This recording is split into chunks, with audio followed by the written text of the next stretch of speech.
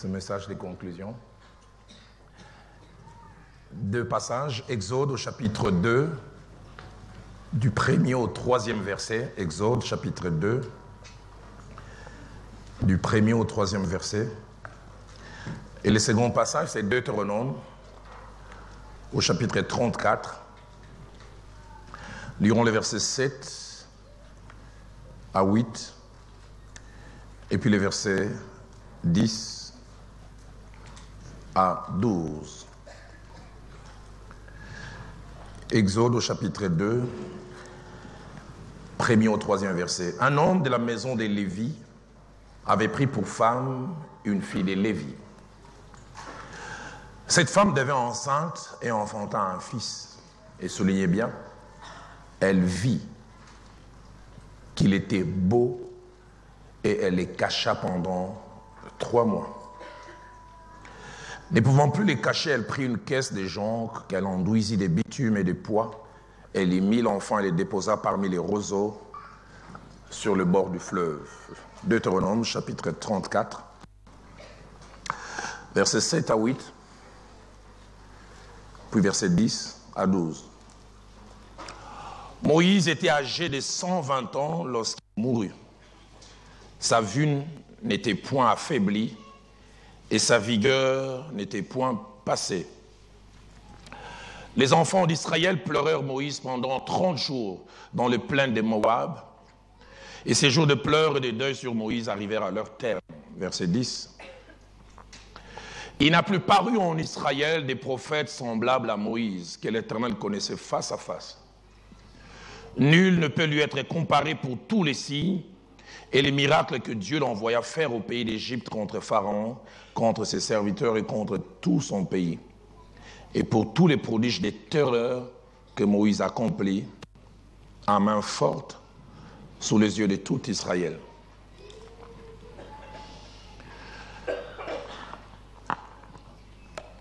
Ce soir, en conclusion, je voudrais laisser une femme nous enseigner. Et le thème qui s'est imposé dans mon cœur, c'est à l'école de Jochebed, la mère de Moïse. À l'école de Jochebed, la mère de Moïse. Nous allons partir de la vie de cette merveilleuse femme méconnue. On en parle à peine. Parler de l'importance du pouvoir et de la puissance cachée derrière nos décisions. L'importance, le pouvoir et la puissance cachée derrière nos décisions. Avant de revenir sur ce texte, je voudrais apporter 5 informations attachées à Jochebed qui sont importantes. La première, c'est que son nom signifie « l'Éternel est ma gloire ». L'Éternel est ma gloire. La deuxième, c'est que son nom apparaît 3 fois dans la Bible, et spécialement dans l'Ancien Testament. Troisième information que la Bible nous donne, et Nombre 26 au verset 59, on parle qu'elle était née en Égypte, quand le peuple a émigré. Quatrième information, Exode chapitre 6 au verset 20, on parle, son mari s'appelait Amram.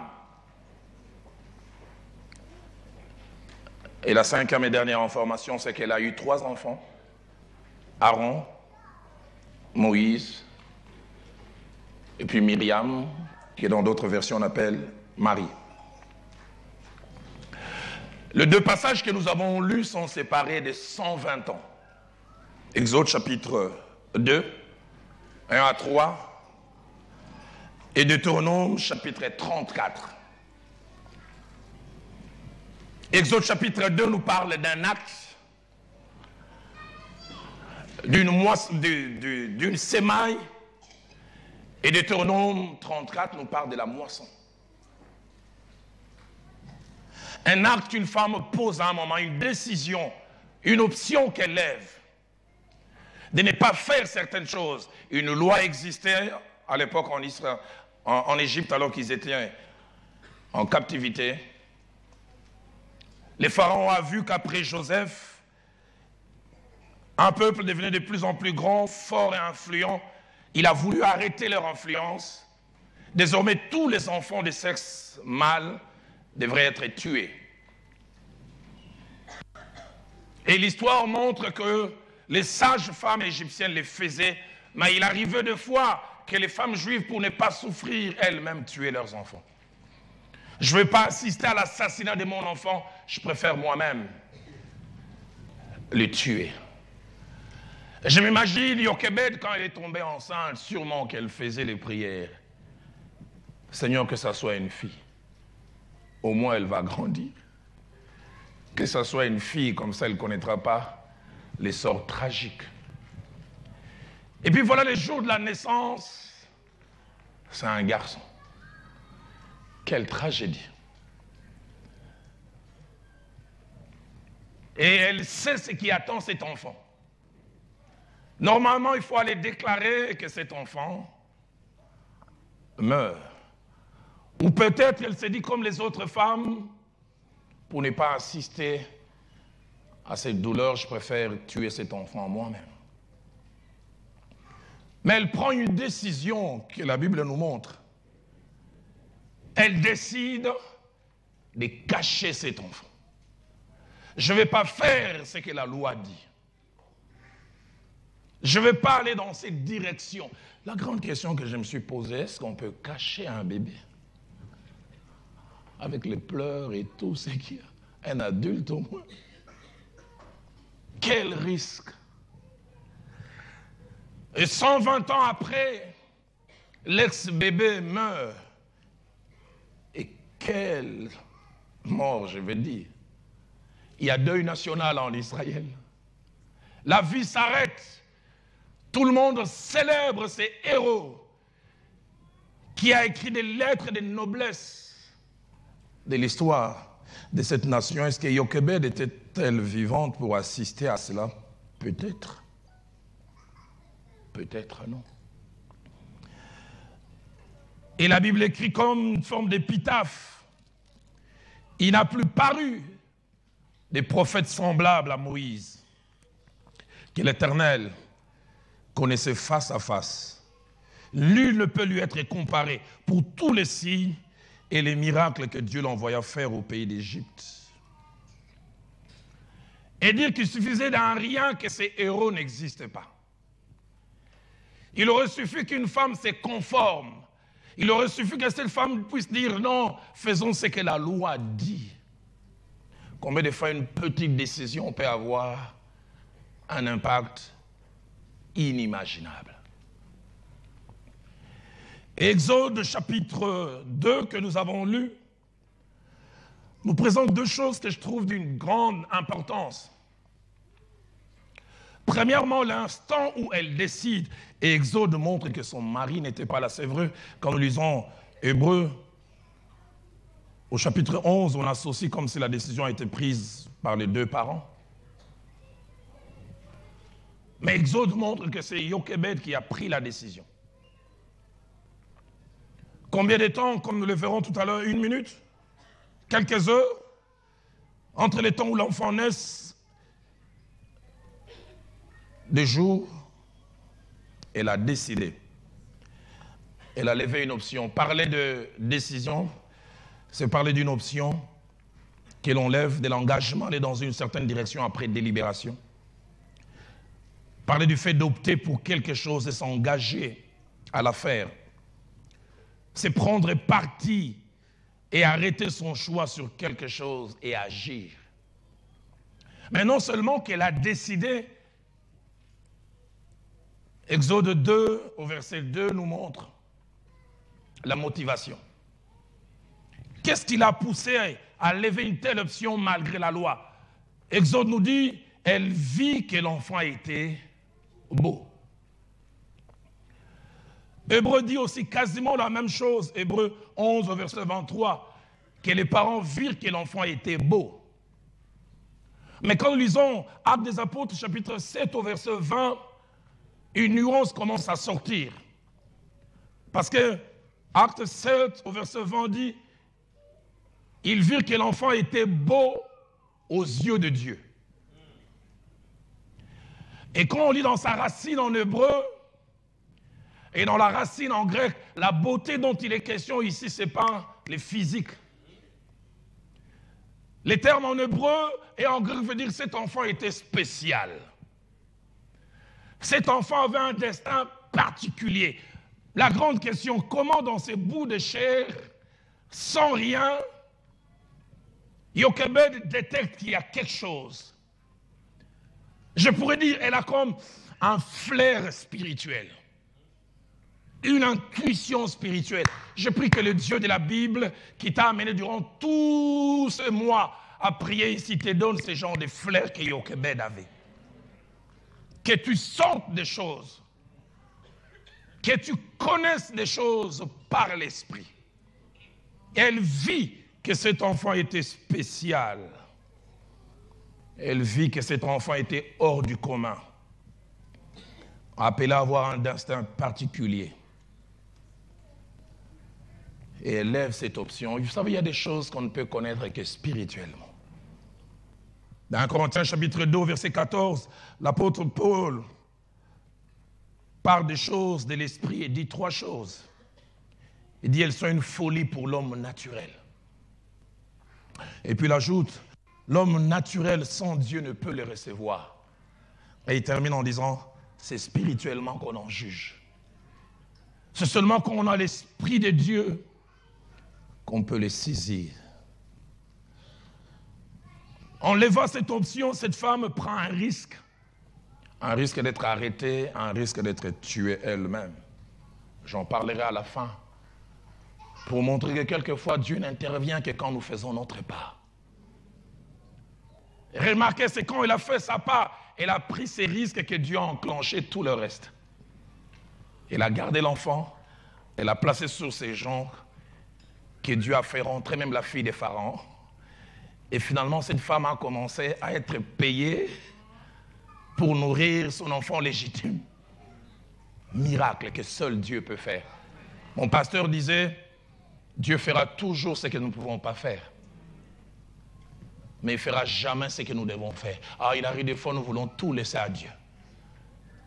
Un jeune homme priait, Seigneur, je ne vais pas aller demander la main à cette jeune fille. Toi-même, parle.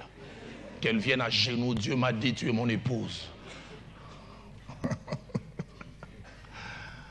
Je connais quelqu'un, ça s'est passé par téléphone. Moi, au moins, c'était en live.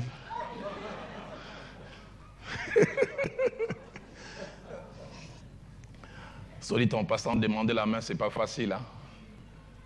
J'ai un frère de chez nous à l'église, d'un certain âge, ils se sont mariés assez tard. Vous savez, les sœurs comprennent toujours que le frère est déjà en route. Ils avaient chaque fois l'habitude de mercredi, après la réunion, ils marchaient. Ils habitaient presque le même quartier, et puis ce jour-là, ils sont en train de rentrer, le frère à droite, la sœur à gauche. Le frère dit, ma sœur, je vais bientôt me marier d'ici 6 mois. Il dit, avec qui? Il dit, avec celle qui est à ma gauche.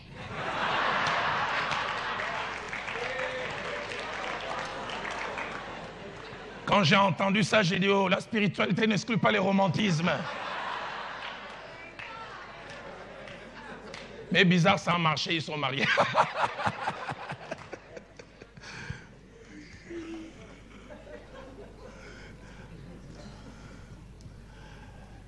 Jochebed a agi et Dieu s'est occupé de tout le reste. Une décision. Plein de risques. Et ce soir, au-delà de quelques connaissances que Dieu permet que je puisse placer devant vous, sûrement qui sont des rappels, dans mon cœur, je suis venu prier avec plusieurs personnes.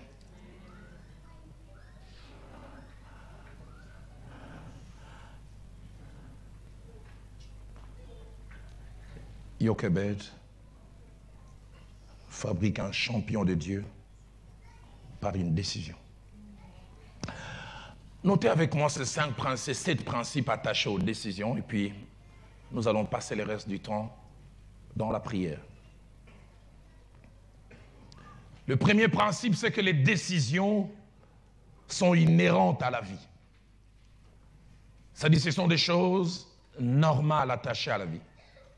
Nous les avons rencontrés, nous les rencontrons et nous les rencontrerons encore.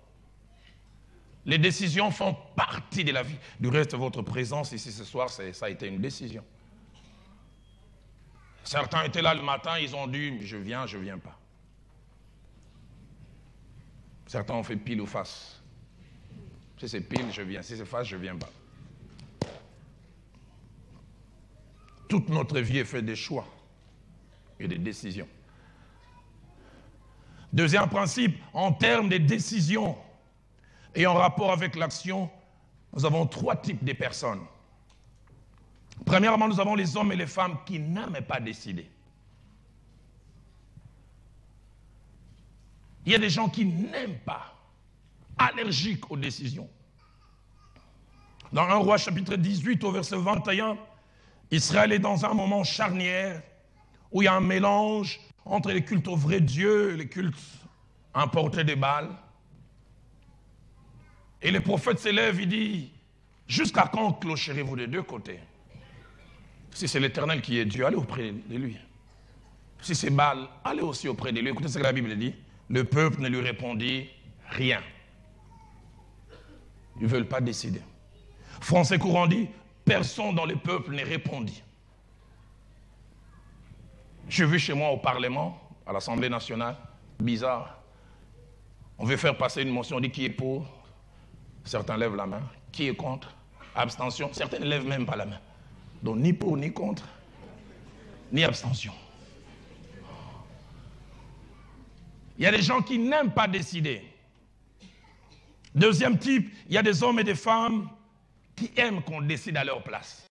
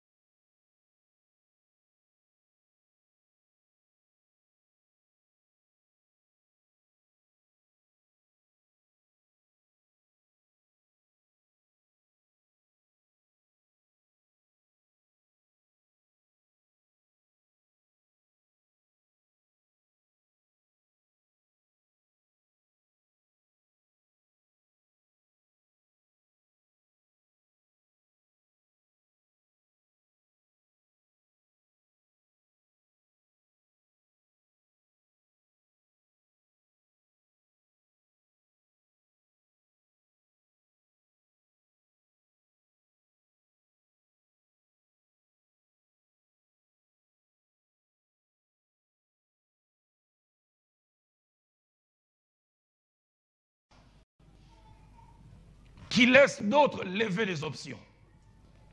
Et le plus étonnant, même des grandes options.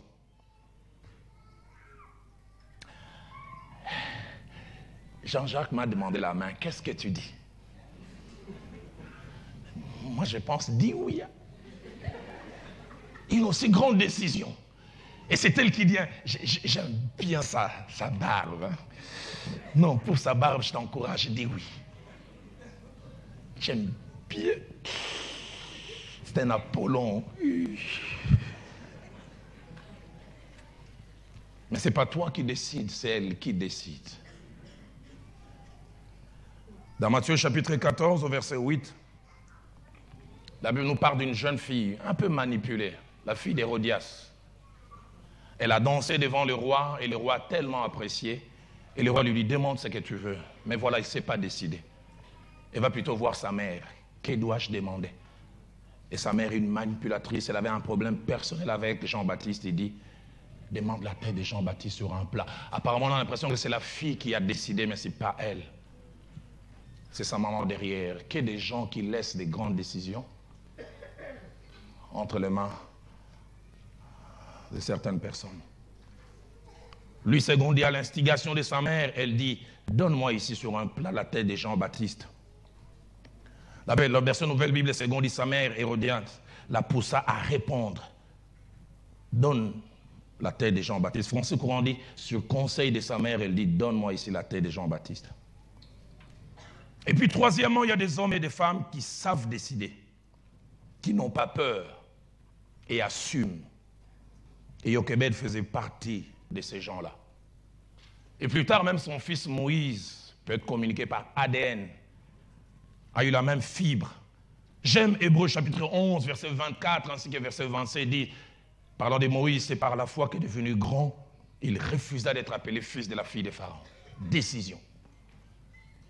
Il quitte tout ce qu'il avait comme privilège.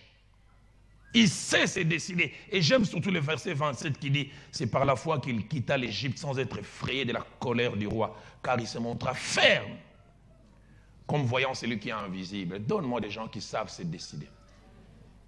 Et Jochebed savait se décider. Troisième principe, en termes d'ouverture, avant de se décider, nous avons deux sortes ou deux types de décisions. Premièrement, il y a des décisions pour lesquelles il est bon, nécessaire et même quelquefois impérieux de s'ouvrir aux autres par des conseils, par des apports, parce qu'il arrive des fois notre vue est tronquée et quand nous partageons avec d'autres, des fois ils voient des choses que nous ne voyons pas. Proverbe 15 au verset 22 dit, les projets échouent faute d'une assemblée qui délibère, mais ils réussissent quand il y a de nombreux conseillers. Combien de fois moi-même je n'ai pas été enrichi au contact de mon épouse, de bien d'autres personnes avec qui j'ai eu à partager, qui m'ont enrichi. François Courant dit, quand on ne consulte personne, les projets échouent, mais grâce à de nombreux conseillers, ils se réalisent. Mais il y a une deuxième sorte, un deuxième type. Ce sont des décisions pour lesquelles il est bon, nécessaire, et j'insiste même impérieux, de ne consulter personne. D'avoir la certitude qu'on a la pensée de Dieu et de foncer. J'aime ce passage de Galates chapitre 1er, versets 15 à 16. C'est l'apôtre Paul qui parle de lui-même. Il dit, mais lorsqu'il a plu à celui qui m'avait mis à part de le sang de ma mère et qui m'a appelé de par sa grâce de se révéler en moi, afin que je l'annonçasse parmi les païens, écoutez ce qu'il ajoute, je ne consulta ni la chair, ni les sangs. La grande question maintenant, c'est quand consulter et quand ne pas consulter. Et cela vient de notre communion avec Dieu. Il y a des choses pour lesquelles tu dois foncer. Il y a des choses pour lesquelles tu dois t'ouvrir. Et je prie que Dieu, par la sagesse, par la dépendance au Saint-Esprit, te montre la balance entre les deux.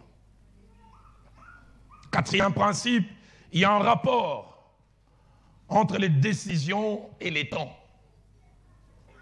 Un rapport entre les décisions et les temps. Le premier rapport, c'est que l'impact de nos décisions dure plus que le temps pris pour décider. Il arrive des fois, nous prenons 10 secondes, 1 minute, 1 heure, 1 jour, mais pour des décisions qui vont nous accompagner 20 ans, 30 ans, 50 ans.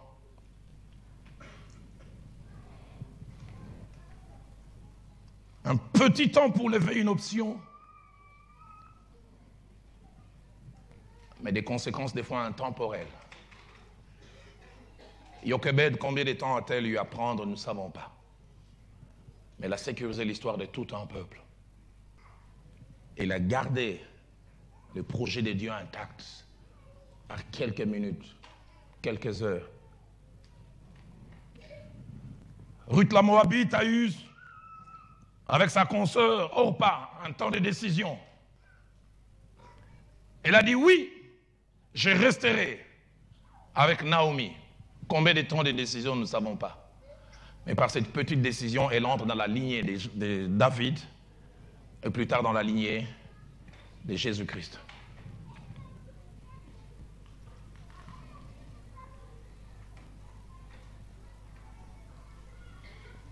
J'aime ce passage d'Apocalypse 21, verset 14, qui nous parle de la nouvelle cité de Jérusalem et qui dit qu'il y aura 12 colonnes. Et sur chacune de ces colonnes, il y aura les 12 noms des apôtres de l'agneau.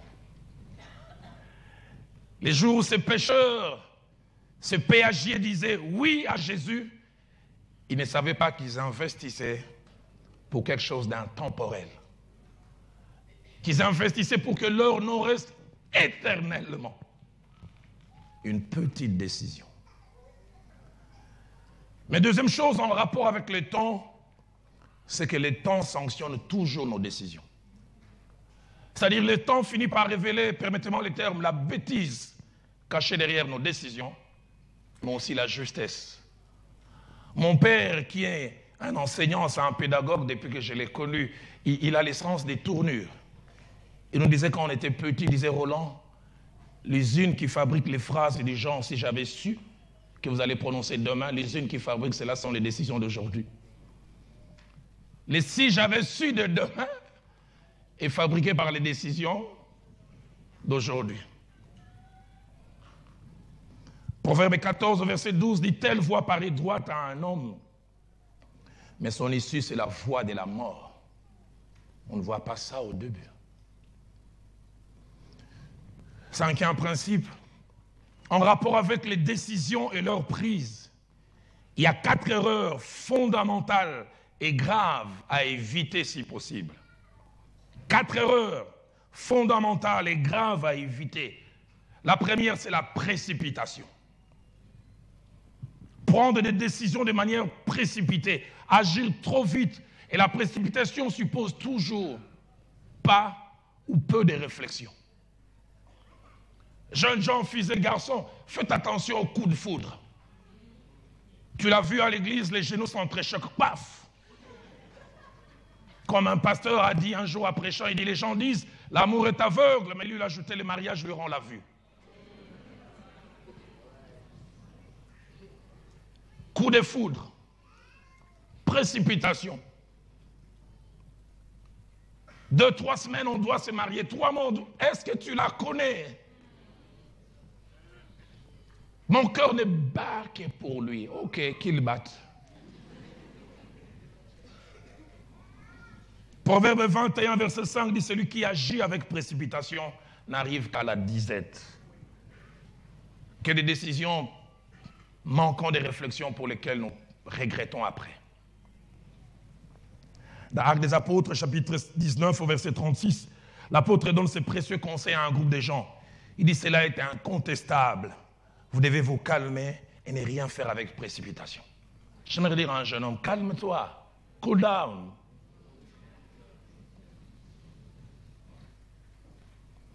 Dans 1 Timothée, chapitre 5, au verset 22, l'apôtre Paul donne un conseil à son fils dans la foi, Timothée, qu'il a élevé spirituellement, à qui il a confié une tâche ministérielle à Éphèse. Écoutez ce qu'il lui dit. N'impose les mains à personne avec précipitation.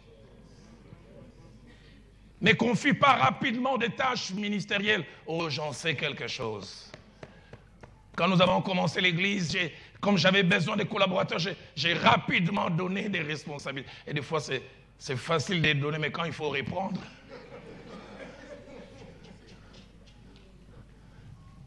Ah, c'est pourquoi l'apôtre écrit à Timothée, il dit, quand tu veux même choisir des diacres, éprouve-les d'abord. Observe-les d'abord. Et puis confie des responsabilités, la précipitation. Deuxième erreur à éviter, c'est le fait de tergiverser et d'être indécis. Tergiverser et être indécis, ça c'est la spécialité des jeunes filles et des jeunes gens. À 10h, c'est Anne qu'elle aime. À 12h, c'est Adrienne. À 17h, c'est Jacqueline. Un jeune homme est venu me voir au bureau du pasteur. J'aime la spiritualité d'Anne, mais j'aime la démarche d'Annie. Mais c'est le cœur d'Adrienne que j'aime. J'aurais voulu avoir un personnage fait de 3 là.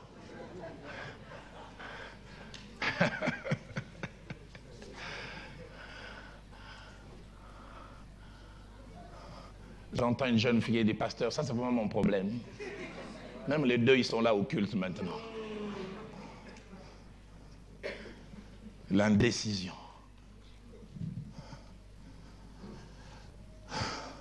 Dans 1 Roi chapitre 18, verset 21, Élie les prophètes dit au peuple, jusqu'à quand clocherez-vous de deux côtés? Le clochard. Jusqu'à quand clocherez-vous de deux côtés? D'ici l'Éternel est Dieu, allez après lui.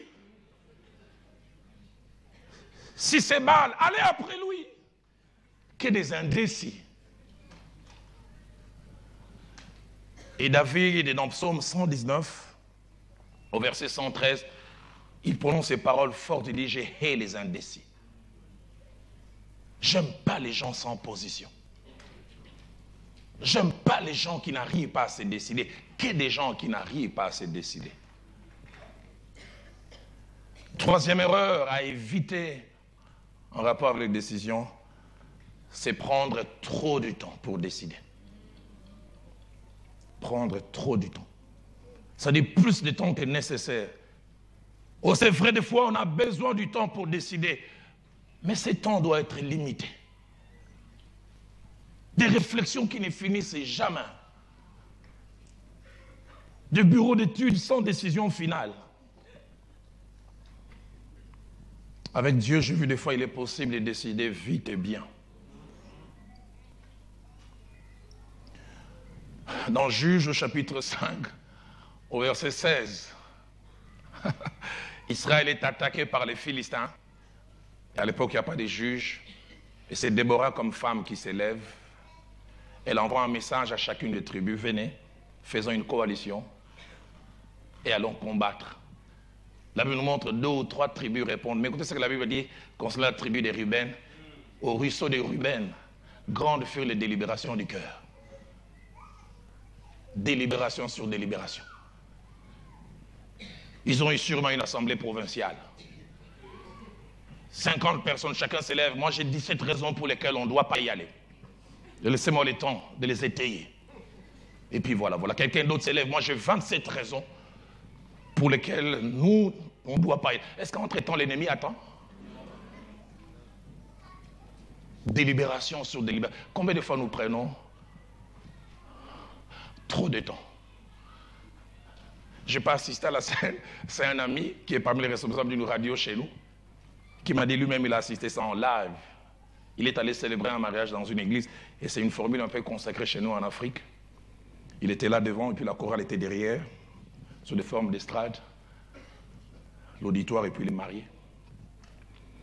Il dit, y a-t-il quelqu'un qui a quelque chose contre ces mariages avant qu'on puisse les célébrer? Un grand silence. Et puis on entend derrière la chorale, quelqu'un qui pleure. Il se retourne comme ça, c'est un frère. Tu as un mot à dire? Il dit oui. Il tend-lui le micro. Qu'est-ce qu'il y a? J'aimais la sœur, mais j'hésite.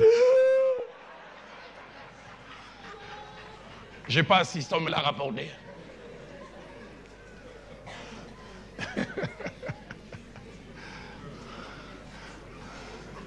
Je ne veux pas vous dire la suite. Prendre trop de temps. Tergiverser. Dans le ruisseau de Ruben, grandes furent les délibérations du cœur. La version Nouvelle Bible Seconde dit, dans les clans de Ruben, on a discuté pendant longtemps. La version Français courant dit, dans les clans de Ruben, on a tenu des discussions sans fin.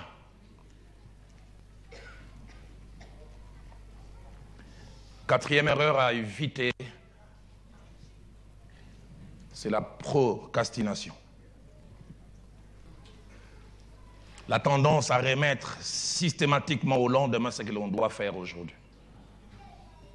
Que des gens pour qui le meilleur jour de faire des choses, c'est jamais aujourd'hui, c'est jamais maintenant, c'est toujours demain. C'est devoir, je vais vraiment le faire demain. La propriété dans la chambre, c'est pour demain vraiment sans faute.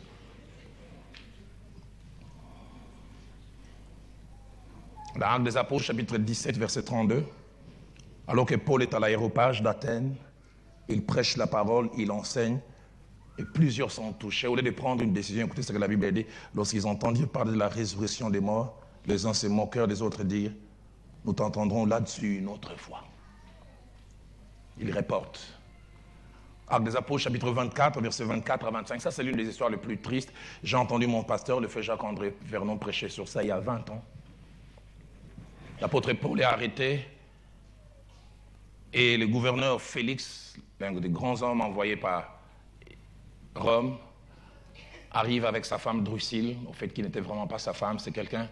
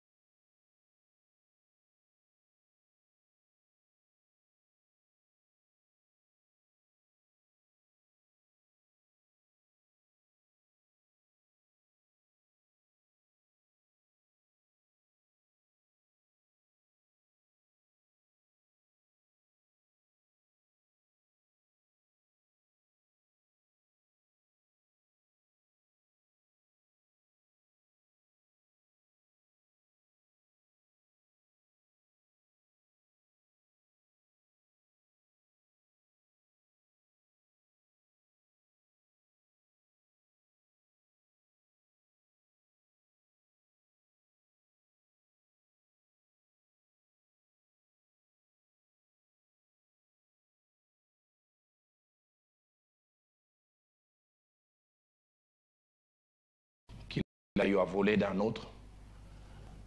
Et ils sont devant l'apôtre Paul. La Bible dit, Paul s'est mis à prêcher sur la justice, la tempérance et le jugement à venir.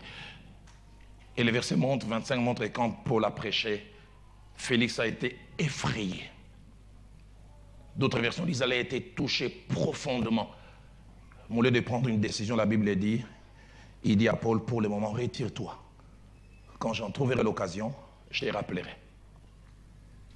Et les contextes, les commentateurs disent que moins de 2 mois après, il est mort. Alors que le salut lui était presque entre les mains. Demain ne nous appartient pas. C'est parce que j'aime quand la Bible dit, c'est aujourd'hui le jour du salut.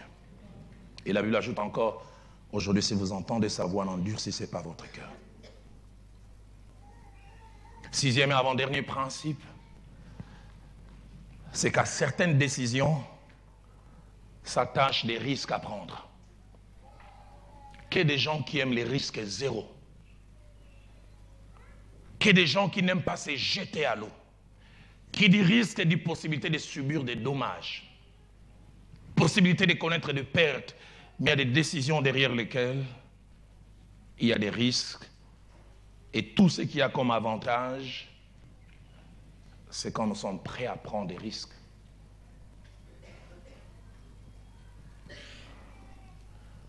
Est-ce que tu prends encore des risques? La Bible est remplie d'hommes et de femmes qui ont pris des risques. La Bible parlant d'Abraham dit lors de sa vocation, il partit sans savoir où il allait, risquer. La Bible parlant de Ruth, Esther 4, verset 16, son futur et celui de son peuple sont en jeu. Et elle fit dire à Mardoché, jeûnez et je ferai la même chose, puis je me présenterai devant le roi, malgré la loi. Si je dois périr, je périrai. Risque. David a pris le risque de croire qu'il pouvait tuer Goliath. Alors que tout le monde l'arrêtait, tout le monde le faisait réfléchir. Tu ne peux aller combattre cet homme. C'est un homme de guerre de sa jeunesse, lui dit le roi Saül. Il a même pris le risque de dire non au conseil d'un roi qui lui donne son armure. Et gentiment, il lui dit, moi j'ai une autre armure. Savez-vous dire non? Il a pris le risque. J'aime cette femme à la perte des sangs qui avait pris les risques. Si seulement je puis toucher le pan de son vêtement. Et vous avez vu son état, elle était impure. Si on l'attrapait, elle était l'objet de la lapidation. J'aime encore Jonathan qui a pris un risque. Il est le seul avec son père Saül à détenir des armes, alors que toute l'élite d'Israël n'a pas d'armes. Mais au même moment, Saül est en train de dormir sous un figuier. Et Jonathan se lève et dit, Dieu n'est pas obligé de sauver par un grand nombre. Il peut aussi sauver par un petit nombre. Mais j'aime, alors qu'il voulait prendre ses risques, il a eu à côté de lui un homme aussi attaché à Dieu, qui lui a dit, fais tout ce que tu as dans ton cœur et n'écoute que ton cœur. Un ami m'a dit un jour, il faut faire attention aux gens qui vous entourent. Parce qu'il y a des gens qui font subir des révisions à nos visions.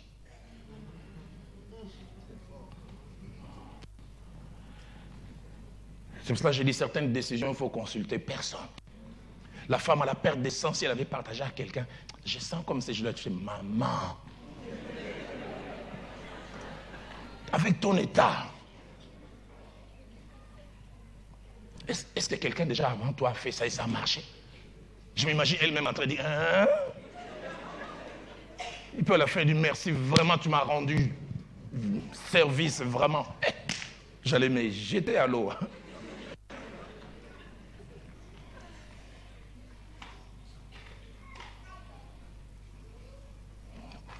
Des risques.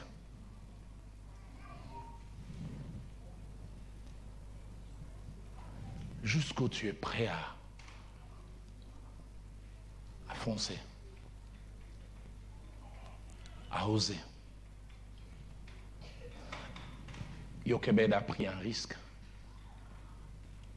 On l'a arrêtée. Elle mourait. Elle perdait cet enfant. Il y a des gens aussi qui veulent avoir toutes les assurances avant de prendre un risque. Et c'est bien. Mais on n'aura jamais toutes les assurances. Mon pasteur prêchait un jour, il dit, je préfère être Pierre, qui sort de la barque et qui après boit quelques gorgées, que d'être ceux qui restent dans la barque. Vous savez, il y a des gens qui restent dans la barque qui sont des bons conseillers. Pierre, lui, c'est Jésus, hein? Lui, il est le Fils de Dieu. Ne suis pas parce que lui marche. Seigneur, si c'est toi, ordonne que je vienne. Jusqu'où tu es prêt à prendre un risque. Quand je regarde mon parcours,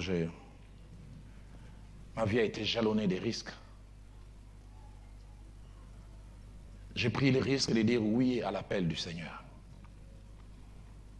J'oublie jamais ces jours de 91, je suis allé affronter mon père. Je partais déjà avec ma mère, maman. Malgré ces études que j'ai eu à faire, je sens que Dieu m'appelle au ministère. Ma mère m'a dit, Roland, Dieu m'a toujours dit que tu vas le servir, mais il faudra que tu affrontes ton père. Et j'avais un problème, c'est que mon père n'est pas allé très loin dans les études. Il est le cadet de leur famille. Son aîné l'a élevé. Et puis quand, juste 2 ans avant qu'il finisse ses études secondaires, son aîné a été arrêté, mis en prison. Il n'a jamais eu son bac. Et tous les rêves de mon père, c'était de faire de moi sa version corrigée. Donc que je devienne tout ce qu'il rêvait de devenir et que je ne suis pas devenu. J'oublie jamais ces jours-là quand je lui ai parlé de l'appel au ministère. Il a pleuré comme s'il avait « Oh non, qu'est-ce que tu veux faire, mon frère ?» J'avais l'impression que j'ai tué quelqu'un. J'oublierai jamais, on a eu un froid d'1 année et demie. J'arrivais à la maison, il était froid, mais je savais que j'étais dans les vrais. Mais j'aime ce que Dieu fait. Aujourd'hui, mon père, en sus d'être un croyant qui croit en moi comme pasteur, le mot n'est pas fort, il fait partie du fan club Roland Dallon. C'est toujours un directeur d'école primaire. Quand je le visite à l'école, il a entre 18 et 20 salles de classe. Quand je vais le visiter, je dis, waouh, Je ferai un pèlerinage dans 18 ou 20 salles des classes. Dès que j'arrive, je les salue. Je dis, papa, comment tu vas? Dire, Roland, quand j'ai dit, c'est que je suis le papa du révérend pasteur Roland, dont il ne croit pas. Viens dans cette classe. Et je les suis. Est-ce que vous connaissez c'est mon fils? Roland, viens encore. Mais pour qu'on en arrive là, et quand je vois cette dame en face de moi, je me dis, si la Bible était à réécrire, je la mettrais dans Hébreux 11. Dans la liste des héros de la foi. Ah, vous me voyez, j'ai l'air un peu présentable aujourd'hui. Quand je l'aimais, j'étais informe et vide comme la terre au commencement. Durant 3 ans, j'ai porté un seul pantalon, une seule chemise. C'est tout ce que j'avais. J'avais des paires de chaussures tellement détruites. Je n'ai jamais oublié, une fois, je l'ai amené chez le cordonnier du coin. Quand je suis arrivé, il dit, même si j'aime l'argent, où est-ce que je peux encore travailler?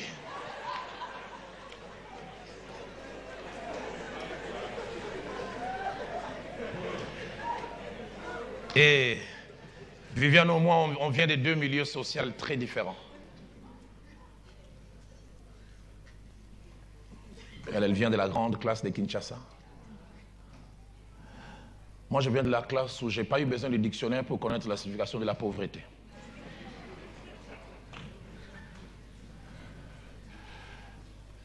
Quand j'en parle, certains pensent que c'est pour faire rire, mais c'est la réalité. Mon jeune frère et moi, on dormait sur un lit qui n'avait pas 4 pieds, qui en avait 3. En général, quand on dort, on se lâche. Nous, en dormant, on était prudents.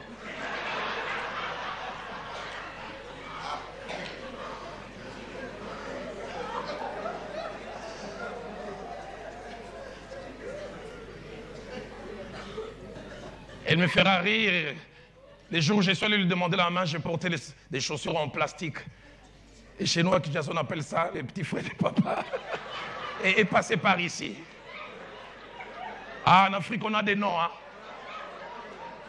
Et vous savez ce qui est bizarre? Durant plus de 4 mois, je venais la visiter, je ne savais pas que c'était en plastique. Je l'avais frappé d'aveuglement.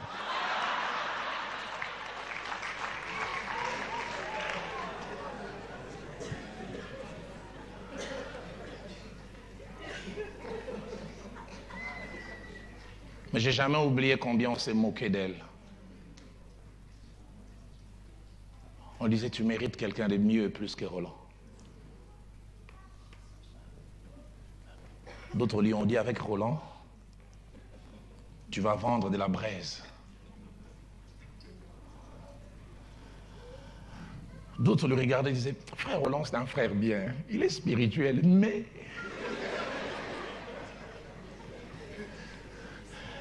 Elle me l'a dit, des fois il pleurait, il disait, vous verrez seulement ce que Dieu fera avec Roland. Tu as vu ce que Dieu a fait avec Roland?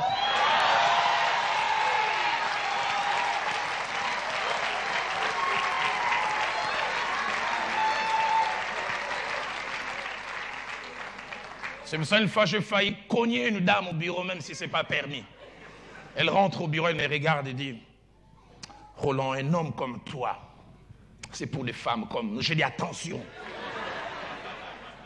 Quand j'étais en forme vide, où tu étais? La Bible dit, celui qui soigne son figuier en mangera les fruits.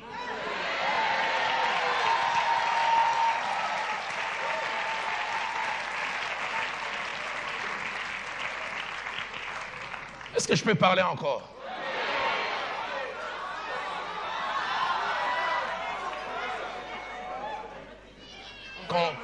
Quand on s'est mariés, je l'ai amené visiter notre première maison. Il a fait des toilettes terribles.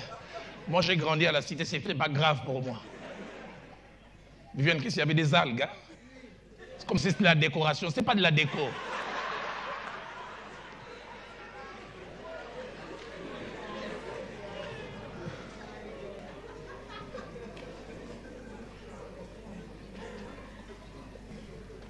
Qu'est-ce qu'elle en a connu?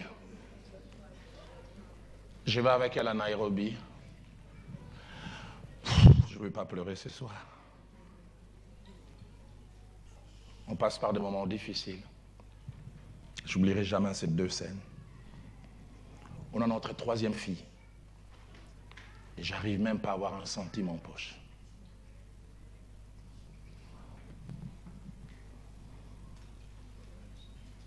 J'arrive même pas à lui acheter des bandes hygiéniques.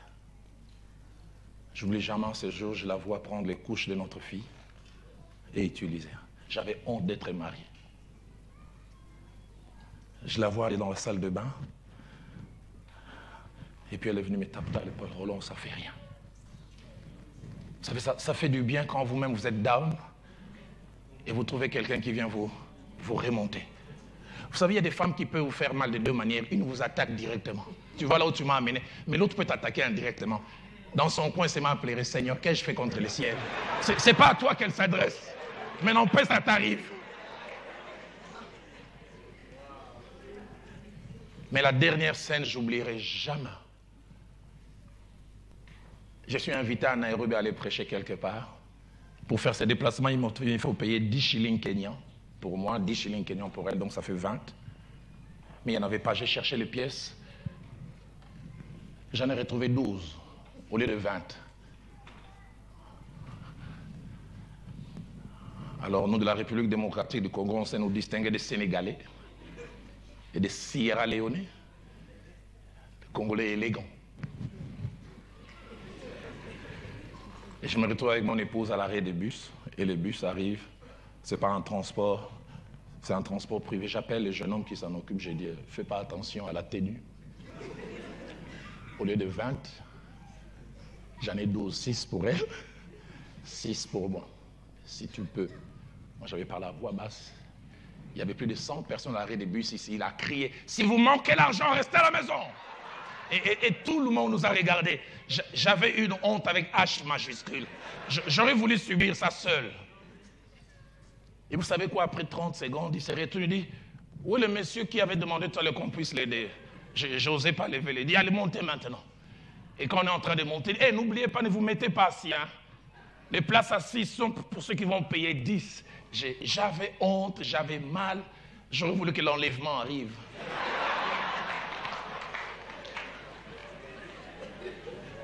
Mais la chose que j'aime, quand on est allé se mettre debout, j'oublierai jamais. Et Viviane, je dis merci.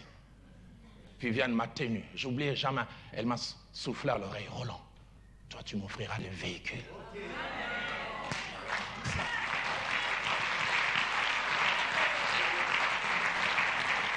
Ça fait du bien d'avoir quelqu'un qui croit en vous.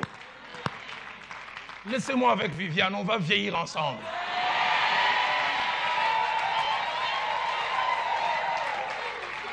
Toi qui allais partager un songe, oh non, j'ai vu, le pasteur Dallot venait, et puis à un croisé de chemin, il s'est séparé avec Viviane, et puis il m'a tenu. Hein, ça veut dire que peut-être, ça veut dire rien. On va veiller ensemble.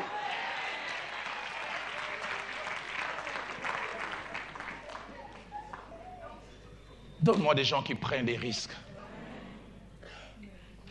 Donne-moi des gens qui osent avancer. J'ai prié depuis ce matin, Dieu m'a dit, il y a plusieurs qui cette année doivent prendre des risques. Doivent oser aller dans certaines directions.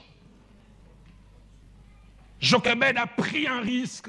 Et le 7e principe, et je termine pour qu'on prie. Pour celles et ceux qui vivent longtemps, avant l'éternité, il y a toujours un temps de bilan. Un temps où l'on se rend compte d'un certain nombre de choses. J'en ai retenu 4. La première, on se rend compte, l'âge a avancé. On se rend compte des options qu'on aurait dû prendre et qu'on n'a pas prises. Demandez aux seniors, ils ont 70 ans, ils ont 80 ans. Et surtout ceux qui arrivent à un degré, ils vivent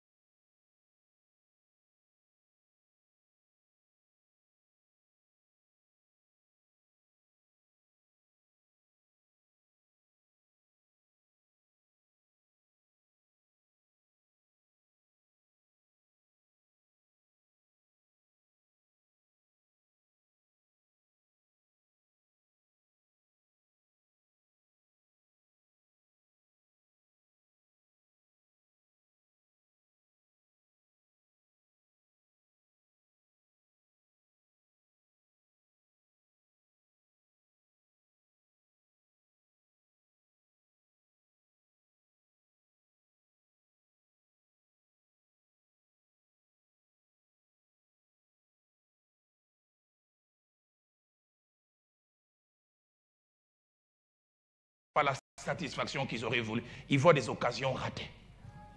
Des choses qu'ils auraient dû faire et qu'ils n'ont pas eu. Seigneur, épargne-moi de mourir avec des regrets. Deuxième des choses, il y a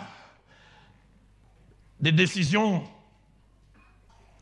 qu'on n'aurait pas dû prendre et qu'on a eu à prendre et que l'on regrette. Une petite décision peut vous dévier. Mais il y a aussi des opportunités, des occasions qu'on aurait dû saisir et qu'on n'a pas saisies. Et puis enfin, il y a des risques qu'on aurait dû prendre et qu'on n'a pas osé. La Bible ne dit pas combien de temps Jochebed a vécu. Certains disent qu'elle a vu même Moïse accomplir des exploits. J'imagine la joie qu'elle ressentait dans son cœur. En pensant à ces jours, elle avait dit, je ne veux pas le tuer. Je veux le cacher. Une petite seconde, une petite minute. Ce soir, comme Jochebed, certains sont appelés à lever une option, à oser faire quelque chose, à oser faire confiance à Dieu, à oser avancer. Et comme je le disais, remarquez que Dieu n'est pas entré en action avant que Jochebed n'agisse. C'est quand Jochebed a agi que Dieu s'est entré en action. Que Dieu a protégé Moïse dans les eaux. Que Dieu a touché le cœur de la fille de Pharaon pour prendre en charge. Fais ce que tu dois faire. Et Dieu fera les rêves. Je ne sais à qui Dieu me dit de dire cette phrase. Ose. Vas-y. Et fonce. On raconte l'histoire de ces grands empereurs qui passaient les troupes en revue. Alors qu'il était en train de passer les troupes en revue, son cheval blanc, son célèbre cheval blanc, a commencé à sauter, plein de violence. Et tout le monde voyait que dans quelques secondes, l'empereur va tomber, peut-être mourir. Tout le monde savait ce qu'il devait faire, mais personne n'osait. Il y avait un jeune homme, un jeune caporal de 22 ans, ça faisait 2 ans qu'il était dans l'armée. Mais dans toute sa famille, c'est une famille des jockeys. Ils ont grandi avec des chevaux. Les chevaux n'ont pas de secret pour lui. Lui-même l'écrira plus tard. Dans ses mémoires, il dira les 10 secondes les plus importantes de ma vie. En 10 secondes, il dit une idée lui a traversé la tête.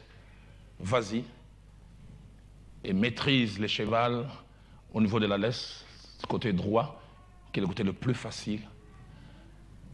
Mais en même temps, une idée venait. On va croire que je vais assassiner le roi. Il est possible que je n'arrive pas. Il a dit, il n'a jamais su si c'est lui qui avait marché ou c'est une main qui l'a poussé. Mais lui-même dira, c'est la main du destin qui m'avait poussé. Il s'est avancé, il a tenu ce cheval et ce cheval s'est calmé. Du coup, l'empereur s'est retourné vers lui et lui a dit, merci mon colonel. Il a dit, non, je suis caporal. Il dit, c'est moi qui confère les grades. Merci, mon colonel. Un grade pour lequel il fallait 15, 20 ans. Une action de 10 secondes a fait basculer quelqu'un. Qu'est-ce que tu as appelé à oser faire? Je priais ce matin avec mon épouse et je voyais ces lieux. J'ai vu cette scène, je l'ai vue 2 fois chez nous à Philadelphie, à Kinshasa. J'ai vu à 2 entrées, il y avait 2 hommes qui tenaient des boussoles et qui les remettaient à plusieurs. Qui dit boussole dit direction. Ce soir, j'en ai l'assurance, plusieurs veulent décider. Plusieurs sont à la croisée de chemin. J'aimerais vous dire, vous n'êtes pas seuls. Dieu m'a envoyé non seulement pour vous parler, mais pour prier avec vous. Il y a ce soir ici des Jochebed qui vont flairer des choses. Elle vit que l'enfant était beau. Elle vit que cette affaire... Il y a quelqu'un qui doit prendre un risque dans une affaire. Il y a quelqu'un qui doit prendre un risque d'aller dans une direction. Il y a quelqu'un, Dieu m'a dit depuis quelque temps, tu luttes avec une idée. Chaque fois que tu veux la mettre de côté, permettez-moi l'idée est comme têtue. C'est parce que Dieu est dedans. Il y a quelqu'un ce soir qui est à la croisée de chemin et qui veut se décider. En Christ, nous pouvons parler Saint-Esprit.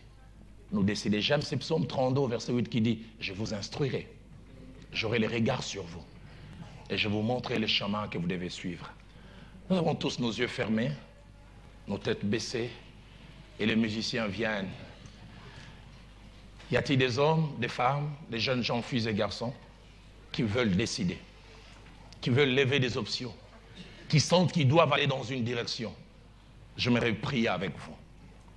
J'aimerais simplement, si possible, crier devant Dieu avec vous, afin que vous preniez cette décision transformatrice, cette petite décision de Jochebed qui a changé les cours de sa vie et qui a changé l'histoire du peuple. Il y a un homme de Dieu qui doit prendre un risque dans un domaine. Il y a une servante de Dieu qui doit oser quelque chose. Il y a quelqu'un qui doit quitter sa zone de confort.